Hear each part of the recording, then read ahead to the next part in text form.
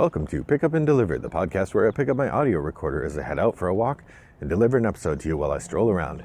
I'm Brendan Riley.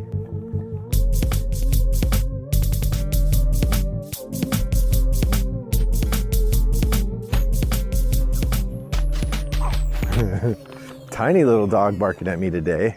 Little teacup schnauzer, I think. Something like that. Well, it is a lovely day here in suburban Chicago. Greetings, listeners. Glad to have you joining me on my walk. The semester is over, so I am finishing my grading and then rolling right into my summer work. Lots to do. Game design stuff, writing, planning my fall teaching, doing my summer teaching. It's going to be a busy time, and I can't let up on the grind. Nonetheless, I am excited to shift into summer podcasting schedule, which is generally going to mean I'm going to take a walk 2 or 3 times a week and create podcasts for you. The schedule may slow a little bit. We'll see. I would like to keep up roughly 10 episodes a month because that makes for a healthy pace in the podcasting schedule, but you never know what I'm going to have time for. So just as a heads up, as we go into the summer, my schedule may falter a little here and there. Well, it is, as has already happened in May. I'm way behind in my May schedule. I think I've done 2 or 3 episodes in May. Really not very many. And it's May 17th already. Yikes. So I thought I would do an episode that is becoming a regular thing. Hopefully you're enjoying it. I haven't heard much feedback one way or another, but feel free to pop a note into the Pick Up and Deliver Guild if you have thoughts on this. In fact, I'm walking by one of those little free libraries, and there's a couple books in there that I wouldn't mind reading, but I have too many books at home, so I'm not going to take more books that I'm vaguely interested in. I have plenty of books for that. Regular listener Topher has been corresponding with me and posting on the Guild as they've been catching up on a variety of different episodes, so it's fun to see that. Feel free to hop over there and chime in your thoughts on that conversation, or start your own if I say something worthwhile. That said, let's jump in. So this episode I want to talk about movies in review. In April I watched quite a few movies, and so I'm looking forward to talking about them now to you. Here we go. In part I watched quite a few movies just because the way my family rhythm worked out. I had a fair number of times when I had a couple hours to myself. But I really have been enjoying diving into cinema again the last year or so, as opposed to just watching TV. There's still plenty of great TV, and I've been enjoying that as well. But getting a chance to watch some movies and going back and checking out movies sort of in order that I hadn't seen for a while or seen ever has been a delight.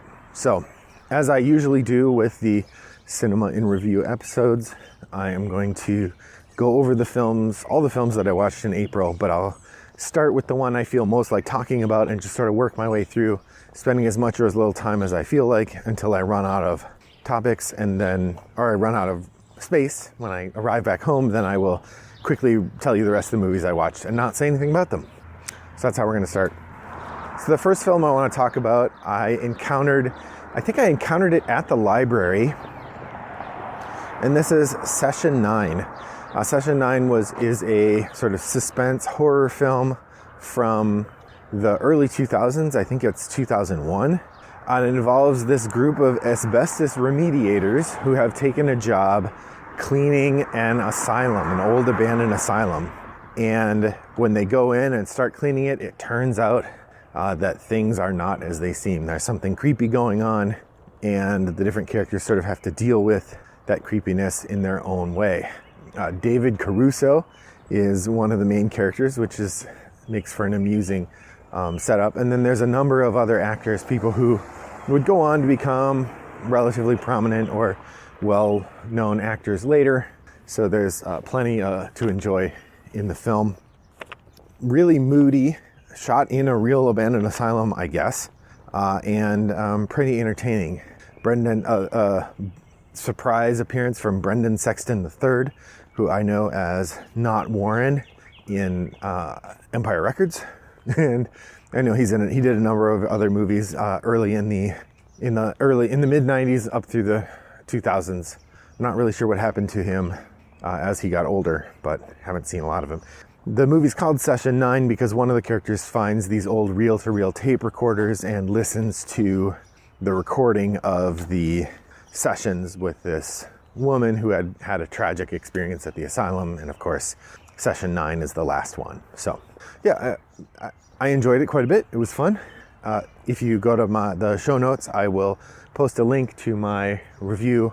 Actually, I'll do that for all these films, post links to my reviews on Letterboxd of these movies, if you want to read slightly more detailed discussions. So the second movie I want to talk about is called Super Deep. This is a movie, I think I watched it on Hulu or else Amazon Prime. And it's one of those ones that got recommended to me.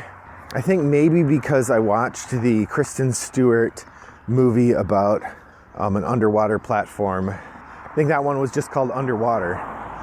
And this one actually isn't underwater. It's about a Russian mining concern where they had dug like a 12-kilometer deep mine shaft, and they ran into something at the bottom and something bad happened. Some sort of disease or who knows what. And so these characters come out in a van and they go into this mine shaft and they have to go down and figure out what the disease is and, you know, does everyone have to be quarantined or what's going on with it. It was a delightful sort of B horror movie with interesting scares and a nice new scenery. I mean, I hadn't really seen an underground mine before. The thing that ends up being bad is relatively novel, although not unheard of, but the way that it's depicted on screen is pretty cool. So if you like sort of mysterious monster movie type things, I think it will suit you. Obviously it's a B movie, so the production values aren't amazing, but I enjoyed myself quite a bit. As I don't recall there being any actors in it that are people I had seen before. Doesn't mean you hadn't, but I haven't. So that was Super Deep. Enjoyed that. Next, I went to Sonic the Hedgehog 2 with my son.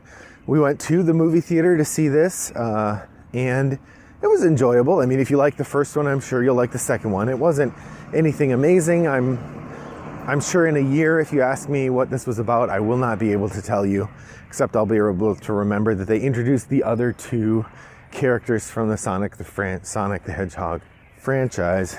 We have Tails, Sonic's pal, who has two tails and can like hover like a helicopter, and we have Knuckles, who is a sort of extra big Sonic with a big fists, who moves slower but punches harder. And then of course we have the return of Dr. Robotnik and various kinds of chaos that ensue. It's silly and fun. I would say not quite as good as the first one, but first one wasn't that great anyway. So if you like the first one, you definitely would like this one. I would say it probably will carry. Whatever feeling you had about the first one, it will apply to the second. That's Sonic the Hedgehog 2. The last couple of months have been a real delight watching older horror films. And so I was excited or happy to discover that the original Candyman was available for streaming on one of the services. I want to say Netflix, but it might have been HBO. So I watched that, and I hadn't ever seen that before. And boy, that was a delight.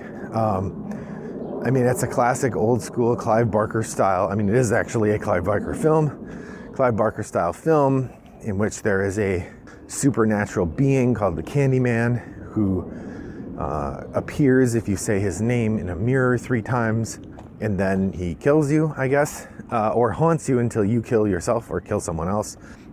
It feels actually not too dissimilar from Hellraiser in terms of people meddling with things they can't understand. But the social commentary built into Candyman was really interesting. It takes place in Cabrini Green, one of the infamous high-rise projects in Chicago, designed to help alleviate some poverty, but actually exacerbated it in really significant ways and very unpleasant ways. And is built around an urban myth that turned out to be true, in which the apartments in this building were built in a way that if you took the medicine cabinet out of your bathroom, on the opposite side of the wall was the medicine cabinet of someone else's bathroom. So you could kick that in and then crawl through the gap between the two medicine cabinets. And a woman had been murdered by people who got into her apartment that way. And so that's part of the conversation that happens in Candyman, but then you also have Candyman itself. The guy who played Candyman, I can't remember his name, but he's great. He's this tall, stern figure with this delightfully deep voice and really menacing presence with those big gross hook hands. So it's an excellent movie that has some social commentary in it, which unfortunately still feels extremely relevant, even though Candyman was from the late 80s or early 90s. And 40 years later, it still feels unpleasantly relevant to think about race relations in Chicago. But good movie, Candyman. The next up, we have The Lost City. This was a rom-com starring Sandra Bullock and Channing Tatum, and Daniel Radcliffe as the villain. It's essentially Romancing the Stone, to use the old David Spade joke from Saturday Night Live. He said, I liked it the first time I saw it, when it was called Romancing the Stone. Yeah, plot-wise, that is exactly what it is. A romance writer who has poor luck in her real-life romance and gets stuck in a real-life adventure similar to the ones she would have written in her book. And the man that she gets teamed up with ends up being a love interest for her. The big difference is, in Romancing the Stone, the man she gets paired up with is a sort of slightly misogynist, swashbuckling, daring-do adventurer. And in this movie, the man she gets paired up with is basically Fabio. He is the cover model for her romance books, and that seems to be the bulk of his identity. Although, of course, we learn more about him as he gets older. So that's The Lost City. It was quite enjoyable. If you like Sandra Bullock movies, you probably will like it. Next up, we have Eternals. My family and I watched this on Disney+. I really liked it. It was weird, and it suffered from being a 2.5 or 3 hour movie instead of being a 12-part miniseries. I think it would have worked much better as one of their limited series, so that we could have learned more about each of the Eternal characters. As it was, we got just a snifter of taste about them. I would say, in terms of the need for character establishment and that sort of thing, it suffers actually from a lot of the same problems that Justice League did, where you have all these characters that are supposed to be pretty interesting and we just don't get time to meet any of them. I mean, in Justice League, they had the advantage, at least, that all the people watching the movie knew who the characters were, so they didn't really need to tell us who they were. But on the other hand, with the Eternals, we don't have any expectations of who the characters are, so maybe we get some room that way. I enjoyed it. My understanding is that it wasn't super successful, so I don't know if they're going to make more of them or follow up with those characters, but I hope they do, because I liked it. So that's Eternals. My family and I watched Ron's Gone Wrong, I believe, on Netflix, and this was a children's animated movie with the premise that a new sort of globally admired cell phone company comes out with a robotic companion designed to be the friend for children, and of course things go wrong with it. The interesting thing, I mean, this movie was good, enjoyable, funny, interesting side characters with a little bit of depth. I liked it, well worth watching. What's interesting though is I spent the whole time thinking I had seen it before, because there was a movie called Next Gen a couple years ago, and there was a movie called Mitchells versus the Machines, and if you take 80% of Next Gen and mix in like 20% or like 15% of Mitchells versus the Machines and 5% of Big Hero 6, you have Ron's Gone Wrong. And there was so much overlap that I literally spent the whole movie going, I think I've seen this, but then stuff would happen that I had no memory of, and I looked it up later, I had not seen it, but boy, it felt just so familiar. So it was a good movie.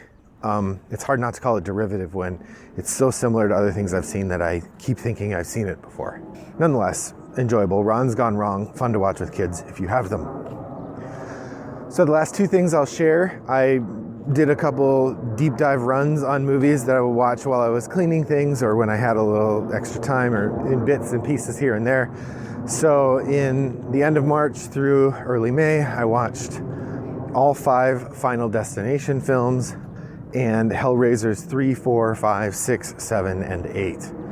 I will say the Hellraiser movies get dramatically worse. I mean, 3 and 4 are okay. 5 is not good. 6, 7, and 8 are not good at all, and not worth watching, I would say. The Final Destination movies, 1 is pretty good, 2 is okay, 3 and 4 are not great, and then 5 ends up being really good. I think 5 is the second best one after 1. They found a way to return to formula that worked really well. So if you're looking to watch those series, that's what's there. I would say, as far as series go, in both cases, you'd be just as well off to just watch the first movie and say, okay, that's enough. I don't need the others. You probably don't need the others. Nonetheless, that's my movie watching for April 2022. What films have you watched? What films did you watch in April? Did you see any of the ones I saw? In which case, let me know what you thought. If you saw any that I didn't see, tell me what they were and what you thought of them. You can share that information over on Board Game Geek and Guild 3269. Thanks for taking a walk with me. I hope that your next walk is as pleasant as mine was. Bye-bye.